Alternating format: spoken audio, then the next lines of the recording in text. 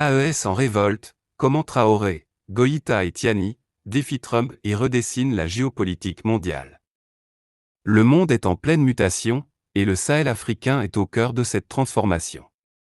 Une vague révolutionnaire est en train de redéfinir les règles du jeu géopolitique. Des leaders comme Ibrahim Traoré du Burkina Faso, Assimi Goïta du Mali et Abdourahmane Tiani du Niger ont déclaré, avec audace, que l'ère de la domination occidentale était révolue. Ces hommes, symboles d'une nouvelle génération de dirigeants, rejettent les siècles d'exploitation et d'ingérence étrangère.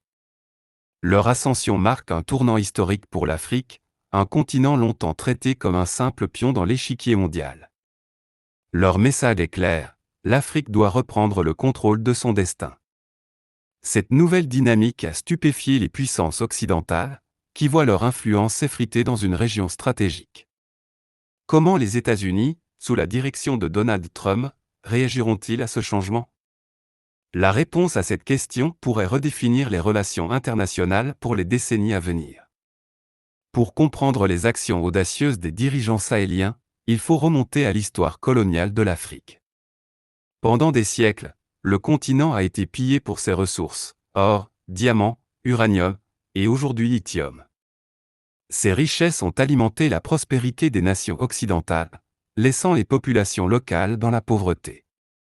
Les entreprises étrangères ont dominé les industries africaines, récoltant des profits colossaux tout en négligeant le développement local. L'aide financière, souvent conditionnée à des politiques favorables aux intérêts occidentaux, a maintenu les pays africains dans un cycle de dépendance.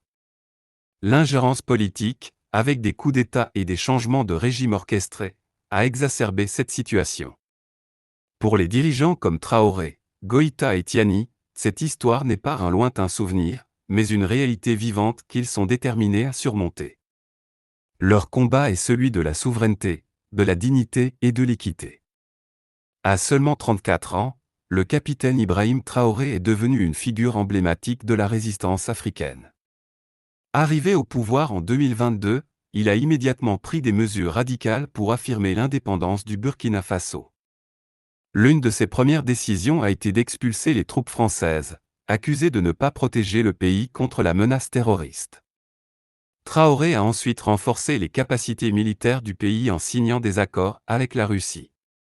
Mais ce qui distingue Traoré, c'est son engagement envers son peuple. Il a réduit les salaires des ministres et des parlementaires de 30%, augmentant parallèlement les salaires des fonctionnaires de 50%. Refusant son salaire présidentiel, il vit avec la modeste solde d'un capitaine, montrant l'exemple d'un leadership désintéressé. Son approche rappelle celle de Thomas Sankara, le Che Guevara africain, qui croyait en une Afrique autosuffisante et fière. Sous la direction de Traoré, le Burkina Faso a rejeté la dépendance traditionnelle à l'aide étrangère et auprès du FMI et de la Banque mondiale. Traoré croit fermement que l'Afrique possède les ressources nécessaires pour se développer sans s'endetter. En seulement 2 ans, le PIB du Burkina Faso est passé de 18 à 22 milliards de dollars, un bond significatif qui défie les attentes.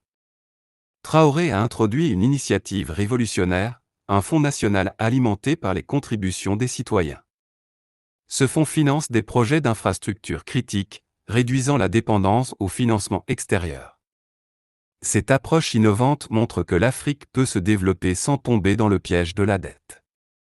Le message de Traoré est clair, l'Afrique n'a pas besoin de l'Occident pour prospérer. Le leadership de Traoré ne se résume pas à des décisions politiques, il s'agit d'une question de confiance et de responsabilité. En rejetant les prêts internationaux, il a montré son engagement à préserver la souveraineté du Burkina Faso. Traoré comprend les dangers des pièges de la dette, où les pays perdent le contrôle de leurs ressources au profit des créanciers.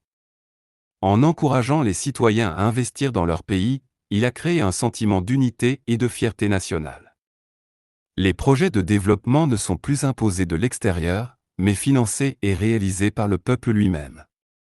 Cette approche participative renforce la résilience du pays et montre que le véritable développement vient de l'intérieur. L'agriculture est le pilier de l'économie burkinabé, et Traoré a pris des mesures pour la moderniser. Il a distribué des centaines de tracteurs, motoculteurs et motopompes aux agriculteurs, augmentant ainsi la productivité et réduisant la dépendance aux importations. De plus, il a fourni des semences améliorées et des intrants agricoles pour maximiser les rendements. Sur le plan industriel, Traoré a mis fin à l'exportation de matières premières brutes. En créant des usines de transformation locales, il a ajouté de la valeur aux ressources du pays et créé les emplois. Ces initiatives montrent que l'Afrique peut transformer ses propres ressources et en tirer profit, plutôt que de les exporter à bas prix. L'or est l'une des ressources les plus précieuses du Burkina Faso, mais pendant des années, il était exporté brut vers l'Europe, où il était raffiné et revendu à des prix élevés. En 2023, Traoré a inauguré une raffinerie d'or de pointe, permettant au pays de bénéficier pleinement de ses ressources. Il a également interdit l'exportation d'or non raffiné, mettant fin à des décennies d'exploitation. Cette décision a suscité des débats à travers le continent, mais elle a été saluée comme un acte de courage et de souveraineté. En gardant la richesse à l'intérieur de ses frontières, Traoré montre que l'Afrique peut contrôler son destin économique. Traoré ne transforme pas seulement l'économie, il ravive également la fierté culturelle du Burkina Faso. L'un de ses gestes les plus symboliques a été d'interdire les perruques de style britannique dans les tribunaux, les remplaçant par des tenues traditionnelles. Ce changement, bien que symbolique, envoie un message puissant: le Burkina Faso embrasse son identité et rejette les vestiges coloniaux. Cette renaissance culturelle renforce le sentiment d'appartenance et de dignité chez les citoyens, montrant que la souveraineté ne se limite pas à la politique ou à l'économie. Le colonel Assimi Goïta, dirigeant du Mali depuis 2021, a pris des mesures similaires pour affirmer l'indépendance de son pays. Comme Traoré, il a expulsé les forces militaires françaises, mettant fin à des décennies de coopération jugées inefficaces. Goïta a également interdit les ONG financées par l'Occident, accusées d'ingérence.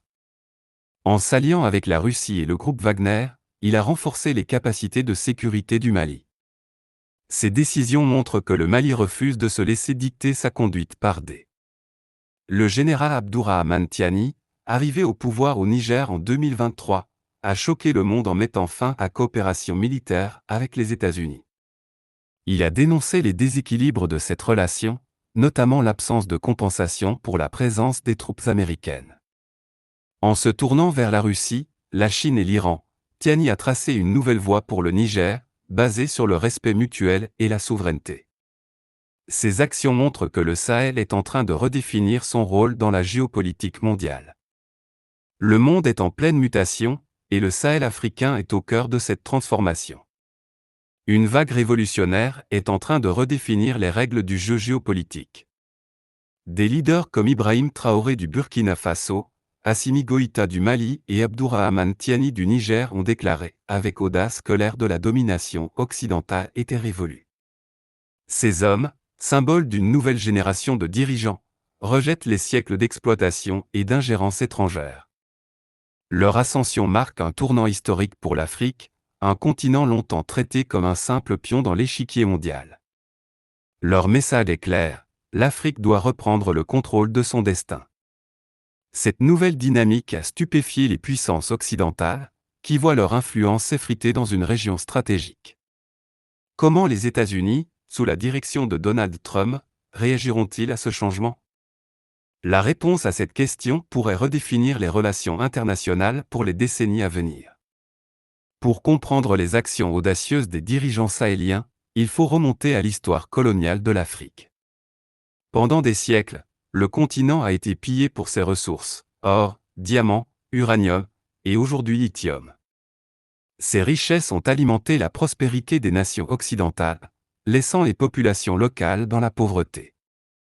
Les entreprises étrangères ont dominé les industries africaines, récoltant des profits colossaux tout en négligeant le développement local. L'aide financière, souvent conditionnée à des politiques favorables aux intérêts occidentaux, a maintenu les pays africains dans un cycle de dépendance. L'ingérence politique, avec des coups d'État et des changements de régime orchestrés, a exacerbé cette situation. Pour les dirigeants comme Traoré, Goïta et Tiani, cette histoire n'est pas un lointain souvenir, mais une réalité vivante qu'ils sont déterminés à surmonter. Leur combat est celui de la souveraineté, de la dignité et de l'équité. À seulement 34 ans, le capitaine Ibrahim Traoré est devenu une figure emblématique de la résistance africaine. Arrivé au pouvoir en 2022, il a immédiatement pris des mesures radicales pour affirmer l'indépendance du Burkina Faso. L'une de ses premières décisions a été d'expulser les troupes françaises, accusées de ne pas protéger le pays contre la menace terroriste. Traoré a ensuite renforcé les capacités militaires du pays en signant des accords avec la Russie. Mais ce qui distingue Traoré, c'est son engagement envers son peuple. Il a réduit les salaires des ministres et des parlementaires de 30%, augmentant parallèlement les salaires des fonctionnaires de 50%. Refusant son salaire présidentiel, il vit avec la modeste solde d'un capitaine, montrant l'exemple d'un leadership désintéressé. Son approche rappelle celle de Thomas Sankara, le Che Guevara africain, qui croyait en une Afrique autosuffisante et fière. Sous la direction de Traoré, le Burkina Faso a rejeté la dépendance traditionnelle à l'aide étrangère et auprès du FMI et de la Banque mondiale. Traoré croit fermement que l'Afrique possède les ressources nécessaires pour se développer sans s'endetter. En seulement 2 ans, le PIB du Burkina Faso est passé de 18 à 22 milliards de dollars, un bond significatif qui défie les attentes. Traoré a introduit une initiative révolutionnaire, un fonds national alimenté par les contributions des citoyens. Ce fonds finance des projets d'infrastructures critiques, réduisant la dépendance au financement extérieur. Cette approche innovante montre que l'Afrique peut se développer sans tomber dans le piège de la dette. Le message de Traoré est clair, l'Afrique n'a pas besoin de l'Occident pour prospérer. Le leadership de Traoré ne se résume pas à des décisions politiques, il s'agit d'une question de confiance et de responsabilité. En rejetant les prêts internationaux, il a montré son engagement à préserver la souveraineté du Burkina Faso. Traoré comprend les dangers des pièges de la dette, où les pays perdent le contrôle de leurs ressources au profit des créanciers. En encourageant les citoyens à investir dans leur pays, il a créé un sentiment d'unité et de fierté nationale. Les projets de développement ne sont plus imposés de l'extérieur, mais financés et réalisés par le peuple lui-même. Cette approche participative renforce la résilience du pays et montre que le véritable développement vient de l'intérieur. L'agriculture est le pilier de l'économie burkinabé, et Traoré a pris des mesures pour la moderniser.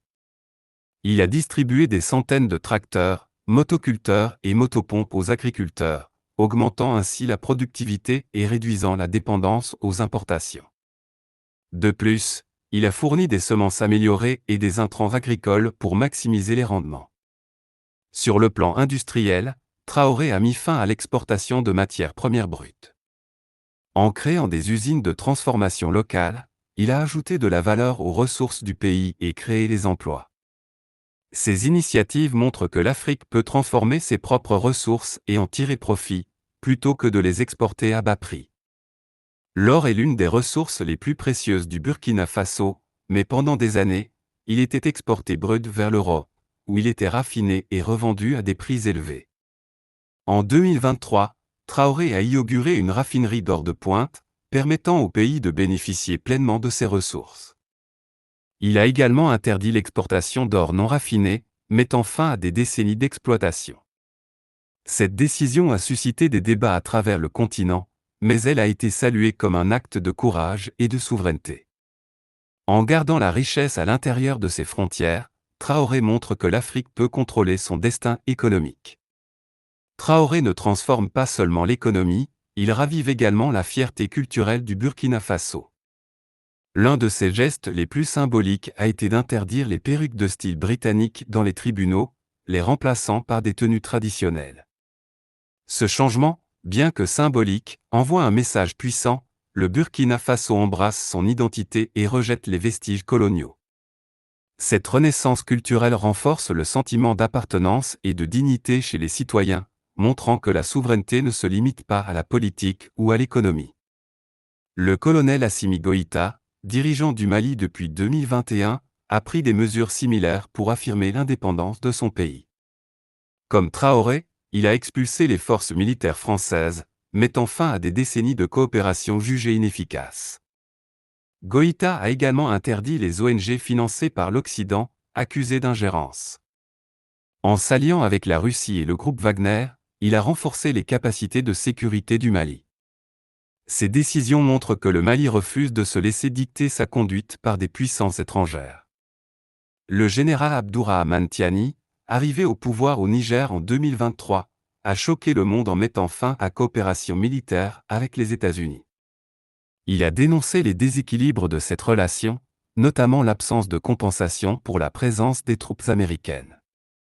En se tournant vers la Russie, la Chine et l'Iran, Tiani a tracé une nouvelle voie pour le Niger, basée sur le respect mutuel et la souveraineté. Ces actions montrent que le Sahel est en train de redéfinir son rôle dans la géopolitique mondiale. Les actions de Traoré, Goïta et Tiani ne sont pas isolées, elles font partie d'un mouvement plus large qui balaie le Sahel. Ce mouvement rejette l'ancien modèle de domination occidentale et adopte une vision de souveraineté et de partenariat équitable. Alors que l'équilibre des pouvoirs change, les États-Unis et l'Occident doivent s'adapter à cette nouvelle réalité. Le Sahel montre que le changement est possible, et que même les systèmes de pouvoir les plus enracinés peuvent être remis en question. Que pensez-vous de cette nouvelle ère? Partagez vos réflexions dans les commentaires et n'oubliez pas de vous abonner pour plus de contenus engageants. Alors que les pays du Sahel se détournent de l'Occident, la Russie et la Chine émergent comme des partenaires clés. La Russie, à travers le groupe Wagner, fournit un soutien militaire et sécuritaire, tandis que la Chine investit massivement dans les infrastructures et les ressources naturelles. Ces partenariats sont perçus comme plus équitables par les dirigeants sahéliens, car ils ne sont pas assortis des mêmes conditions politiques que celles imposées par l'Occident. Cependant, cette nouvelle alliance soulève des questions sur les motivations réelles de ces puissances. La Russie cherche-t-elle à étendre son influence géopolitique? La Chine vise-t-elle simplement à sécuriser des ressources pour sa propre croissance économique? Quoi qu'il en soit, ces partenariats offrent aux pays du Sahel une alternative crédible à la domination occidentale, tout en renforçant leur position sur la scène internationale. Le Sahel est l'une des régions les plus instables au monde, confrontée à des groupes terroristes comme Boko Haram, Al-Qaïda et l'État islamique. Les interventions militaires occidentales, notamment françaises, ont souvent été critiquées pour leur inefficacité et leur manque de coordination avec les forces locales. Les nouveaux dirigeants du Sahel, comme Traoré et Goïta, ont choisi de renforcer leurs propres capacités militaires, souvent avec l'aide de la Russie. Cette approche vise à créer une sécurité durable, basée sur une meilleure connaissance du terrain et des communautés locales. Cependant, la lutte contre le terrorisme reste un défi colossal, nécessitant non seulement des solutions militaires, mais aussi des initiatives économiques et sociales pour s'attaquer aux racines du problème. Les réformes audacieuses des dirigeants sahéliens ont un impact direct sur les populations locales. En réduisant la dépendance à l'aide étrangère et en investissant dans des projets locaux, ces leaders redonnent espoir à des millions de personnes.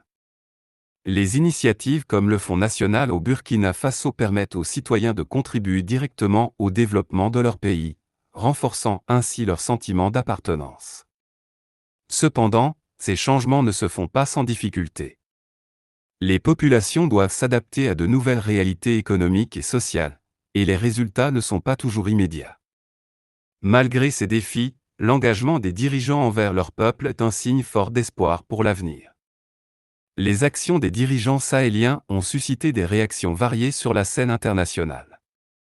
Les pays occidentaux, notamment la France et les États-Unis, ont exprimé leurs préoccupations face à ces changements, craignant une perte d'influence dans une région stratégique. En revanche, des pays comme la Russie et la Chine voient une opportunité d'étendre leur propre influence. Les organisations internationales, comme l'Union africaine, sont également attentives à ces évolutions, cherchant à soutenir les initiatives locales tout en maintenant une certaine stabilité régionale. Ces réactions montrent que le Sahel est devenu un enjeu central dans la géopolitique mondiale, avec des implications qui dépassent largement les frontières de la région. Le Sahel est à un carrefour historique, avec des dirigeants déterminés à redéfinir le rôle de leur région dans le monde. Leurs actions montrent que même les systèmes de pouvoir les plus enracinés peuvent être remis en question, offrant des leçons précieuses pour d'autres régions en développement. Cependant, L'avenir du Sahel dépendra de la capacité de ses leaders à maintenir leur engagement envers la souveraineté et le développement durable, tout en naviguant dans un paysage géopolitique complexe. Les prochaines années seront cruciales pour déterminer si cette nouvelle ère de leadership peut apporter une stabilité et une prospérité durable à la région, tout en inspirant d'autres nations à suivre leur exemple. Les actions de Traoré, Goïta et Tiani ne sont pas isolées, elles font partie d'un mouvement plus large qui balaie le Sahel. Ce mouvement rejette l'ancien modèle de domination occidentale et adopte une vision de souveraineté et de partenariat équitable. Alors que l'équilibre des pouvoirs change, les États-Unis et l'Occident doivent s'adapter à cette nouvelle réalité. Le Sahel montre que le changement est possible, et que même les systèmes de pouvoir les plus enracinés peuvent être remis en question. Que pensez-vous de cette nouvelle ère ? Partagez vos réflexions dans les commentaires et n'oubliez pas de vous abonner pour plus de contenus engageants.